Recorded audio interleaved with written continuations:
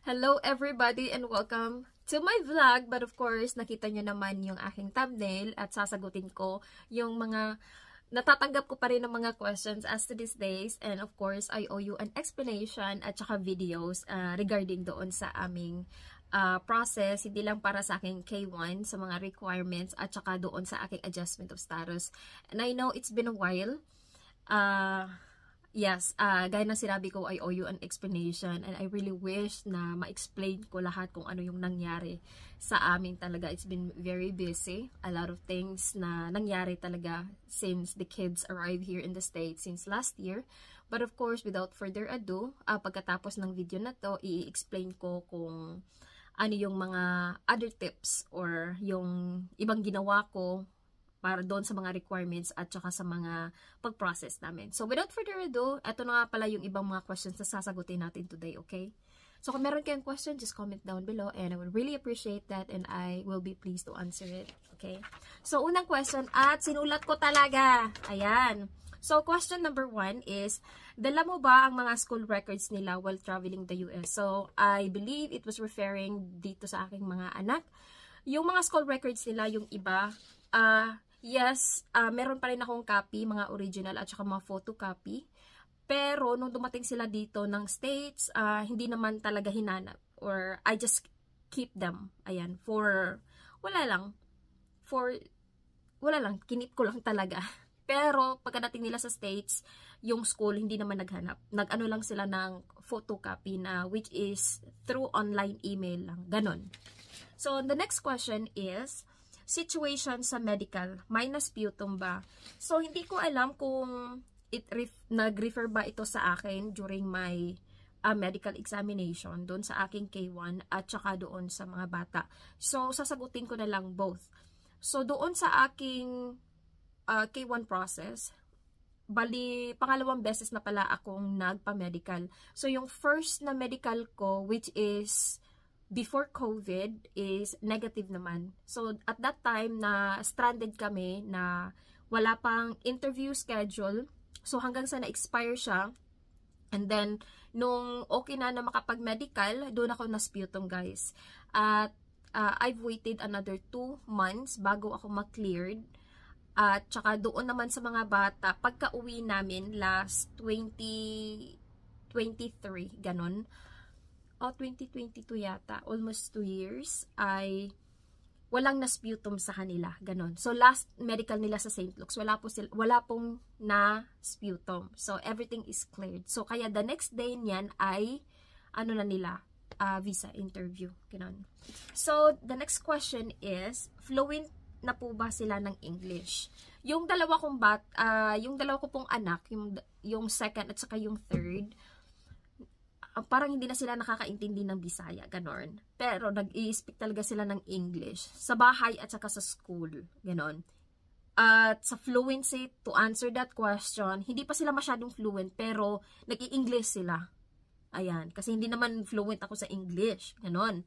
Tsaka yung eldest ko naman is medyo nahihirapan siya kasi yung transition, dumating siya sa States ng 8 years old pa lang siya. So medyo may alam na siya sa mga pananalita, mga languages, kaya medyo nahihirapan siya. But overall, at over time, ay ano naman siya, nakikipagsalita siya sa akin, nagko-conversation ng English.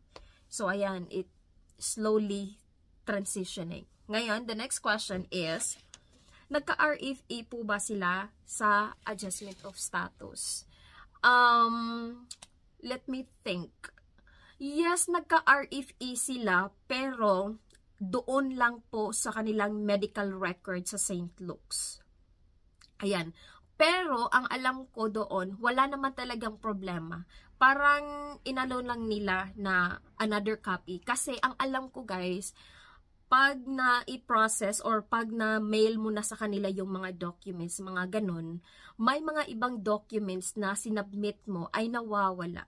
Kaya minsan, pag dumating na sila sa service center, kung saan talaga sila overall na ipaprocess, nawawala yung ibang documents. Yun yung alam ko at yun yung mga nabasa ko talaga over this many years na talaga.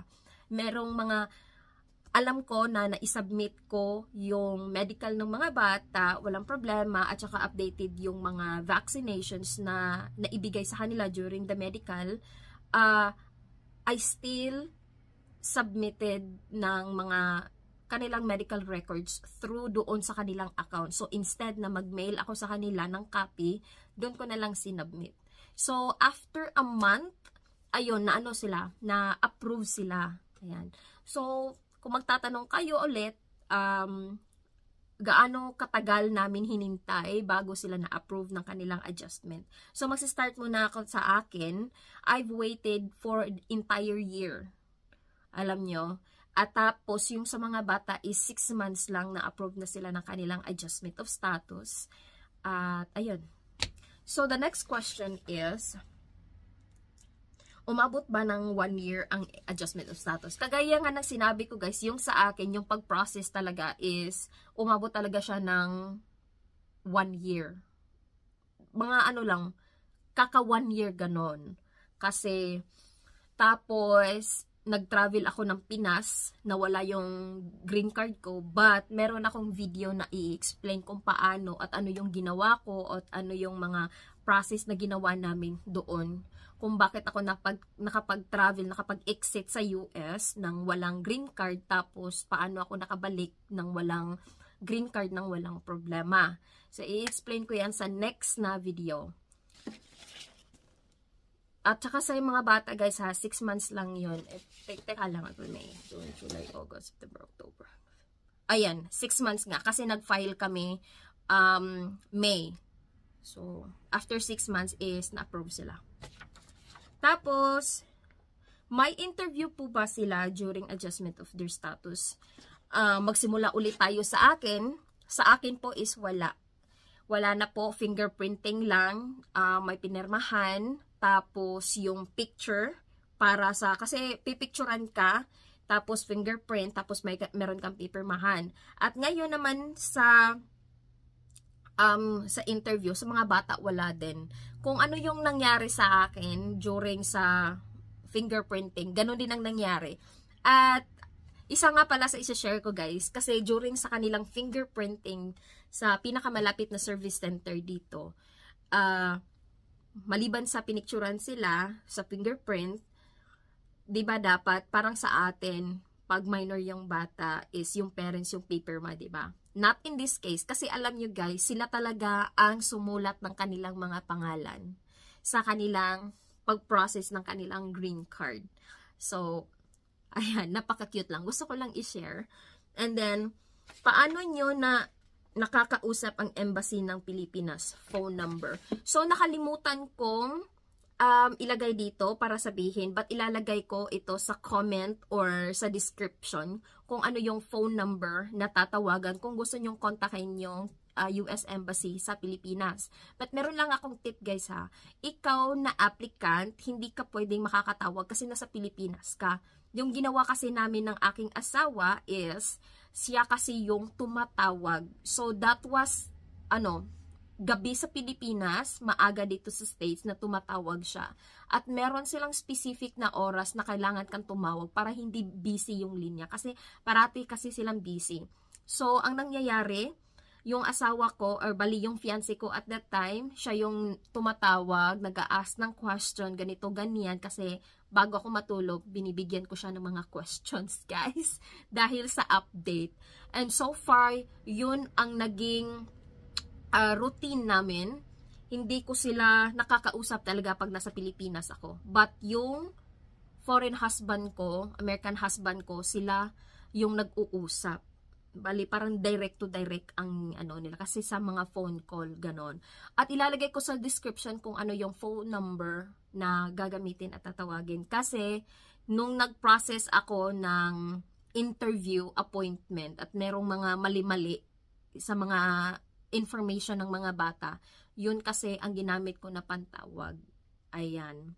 So, the next question is, may green card ka na po ba nang nag-travel ka ulit ng Pilipinas? Kung wala, ano ang ginawa mo? That is a very good question na gusto kong i-share din sa susunod na video kasi i-edit ko na lang at i-upload ko the next days. And I promise you, gagawin ko po yan kasi marami pa rin nagtatanong sa akin, nagme-message po talaga sila. Yung iba is nagko-comment sa akin YouTube or sa mga comment section.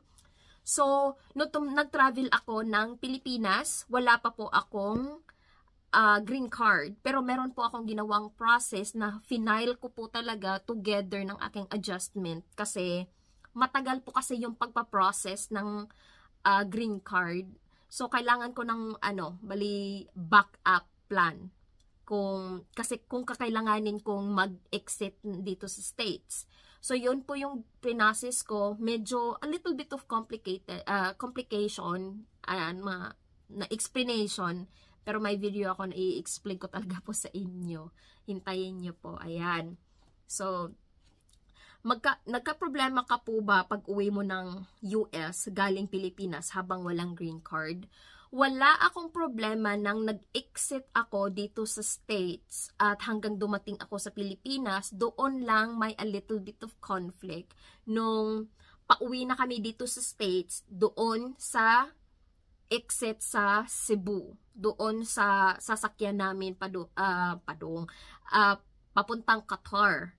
Pero, after that whole chaotic situation, pagkadating namin ng States, wala po kami naging problema. Kahit wala pa akong green card. Doon lang talaga may conflict sa airport ng Cebu. Ganun. Pero meron akong chika niyan. Hintayin nyo kasi gagawa ko ng video doon. And then, last question is, nag-hire po ba kayo ng lawyer sa process ng K1 adjustment mo? At sa K2 adjustment? So, no. The straight answer is wala. Kami lang po ng aking asawa ang nag-process lahat. Ako po yung nag-organize lahat ng mga documents na kakailanganin at mga, ano ba tawag doon? Yung mga gagawin, kakailanganin, yung mga documents, mga pipirmahan, mga updated na mga forms, ganon po. At saka hanggang sa na-file namin yung mga updates niyan every single day sa pagtawag, sa mga concerns, ganito ganyan, kami lang po ng aking asawa. Kaya I am very proud din, nakakataba ng puso kasi yung asawa ko, tinutulungan talaga ako, very hands-on. So ayan, tapos hanggang dito na lang po yung question. Pero kung meron pa po kayong question, you can always ask me in the comment section. At sasagutin natin yan. And of course, in the future, yung video regarding sa aking requirements ng aking K1 for my green card at saka sa mga bata. Sa K2, yung timeline at saka yung mga requirements din nila. So, thank you so much and I'll see you next time. You have a wonderful day and bye-bye. Ingat po kayong lahat.